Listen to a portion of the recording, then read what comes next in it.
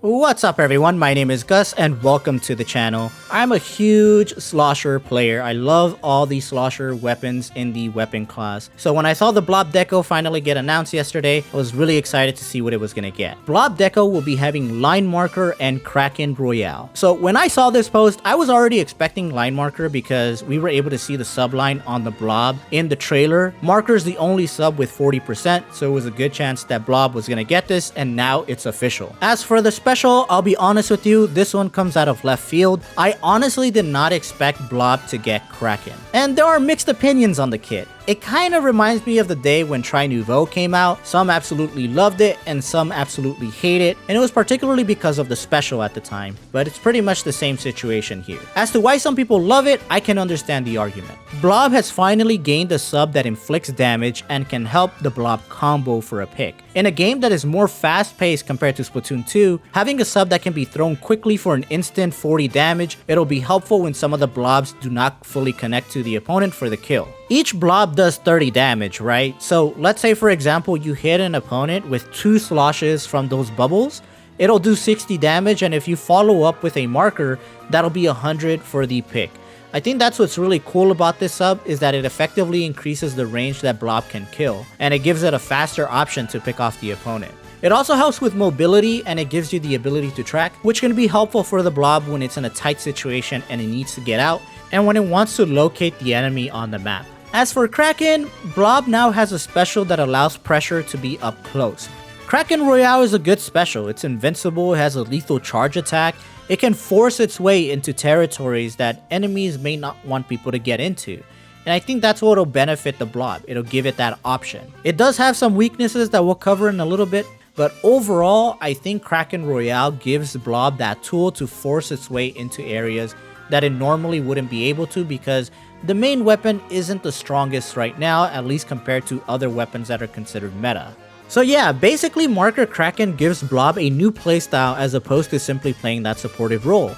It opens up a new door for blobs that it never had in the prior kit in Splatoon 3 and the kits it had in Splatoon 2. However, there are some players who are not a fan of this kit. For the most part, competitive players who play Blob are okay settling with Marker. While it's no burst bomb, Marker is probably the realistic thing that Nintendo would provide to a Blob. If you're groaning that Blob got this sub, it's honestly not that bad. Marker complements the Blob in ways that other subs in the past and currently do not provide for the main weapon. The problem that sub comp players have with this kit is primarily because of Kraken. While yes, Kraken brings a new twist to the playstyle of Blob, giving it a more aggressive approach, it does put the Blob in unusual situations where it might not be the best at fighting or when it gets stuck. Blob plays well with proper spacing, so when you give it a special that gets in your face and is vulnerable when transforming back, Blob could experience some challenges. Yes, it can use the marker to help it get out of tight situations by throwing it on the ground after Kraken goes back to normal, but is that always going to be the case? Against good players who know how to punish Kraken, Blob may struggle because it may not have the capabilities to fight in those close range situations.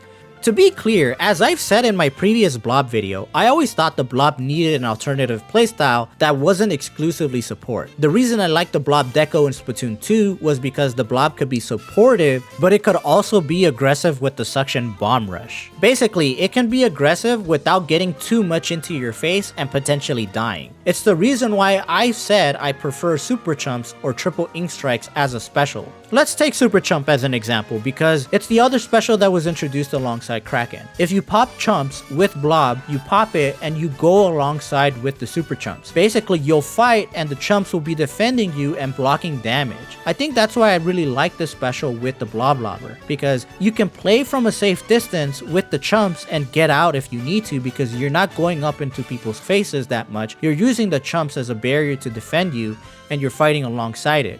With Kraken, like I said, the issue is that you're gonna be trying to get those kills, and if you put yourself in a situation where you're transforming back, you have some vulnerability frames there, and they could potentially pick you off. You can argue with me and say, well, why does 96 work? Well, look at its sub, it has a wall to protect it. Now, you can argue that Blob can be aggressive, and it has been aggressive all this time, but it needs to be shown, it needs to be proven, it needs to have those notable results in competitive play, at least for me. In a meta where Cooler and Inkjet are dominant, will Blob and Kraken, which tend to be pretty slow, are they really gonna gonna get that value? I honestly don't know. The meta might change with the upcoming update, so who knows what environment Blob Deco will be fighting in. I'll be honest with you, I am being a bit critical of the Blob getting Kraken Royale. But I think the positive in all of this is that it's new territory for Blob players. For the first time, it's getting an aggressive playstyle.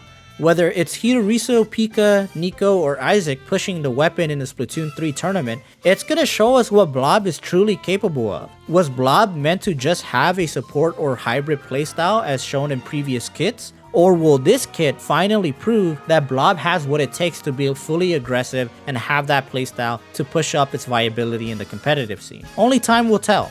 If we're looking at this kit from a non-competitive point of view, I honestly think this weapon gets an A+, because it's creative, it's something unique, it's something different. Any Blob player who picks this up is gonna learn something new that they probably never knew about the Blob before. So I think that's a W.